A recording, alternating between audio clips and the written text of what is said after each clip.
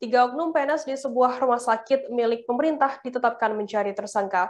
Ketiganya berinisial PJ, LS, dan PS dilaporkan Nur Irwanto Suryawan pada Juli 2020 lalu di Mapolda Sumut atas kasus dugaan penipuan dan penggelapan dengan modus menjanjikan menjadi pegawai di rumah sakit.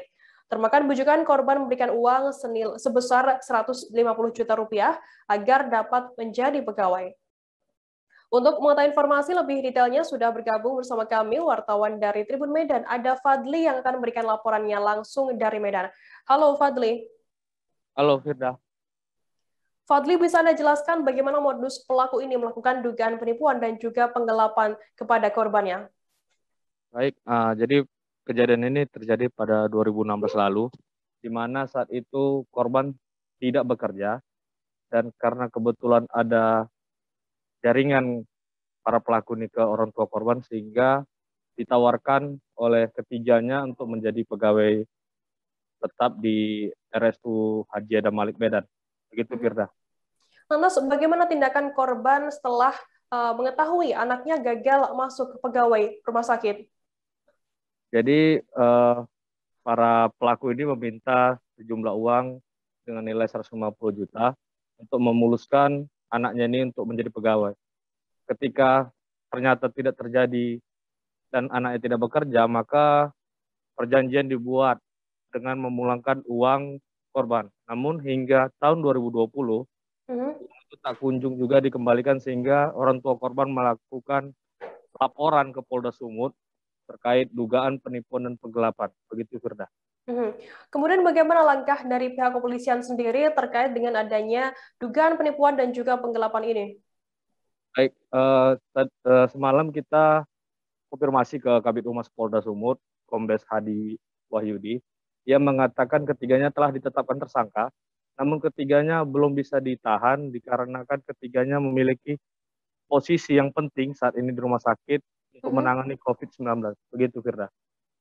Baik, Tribuners, tadi jurnalis kami juga melakukan wawancara dengan kuasa hukum korban Paul JJ Tambunan. Berikut liputannya untuk Anda.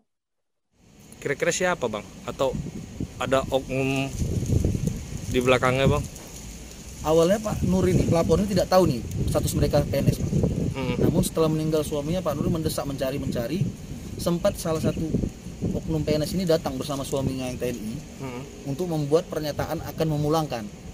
Namun hingga saat ini tidak ada pemulangan uang tersebut. Jadi uang yang 150 itu nggak ada ya Bang?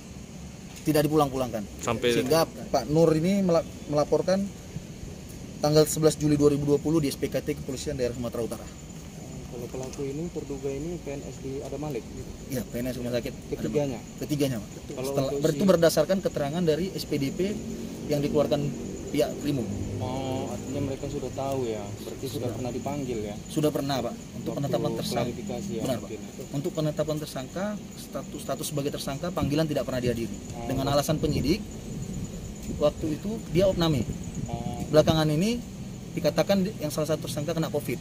Untuk yang dua lagi tidak pernah ditemukan di rumah maupun di tempat kerjanya. Ketiganya PNS? PNS Pak. Jadi waktu status mereka sebagai terlapor, mereka masih hadir dipanggil? Masih hadir untuk wawancara. Iya, klarifikasi ya. Iya benar. Bang, kemudian kan ini sudah 3 kali dipanggil, ada surat perintah membawa paksa, dan itu belum dilakukan Polda Sumut. Harapan kita gimana Pak? Harapan kita Pak, semoga pihak penyidik Krimum Polda Sumut segera menangkap para pelaku untuk mencegah hal-hal yang sama terulang kembali lagi.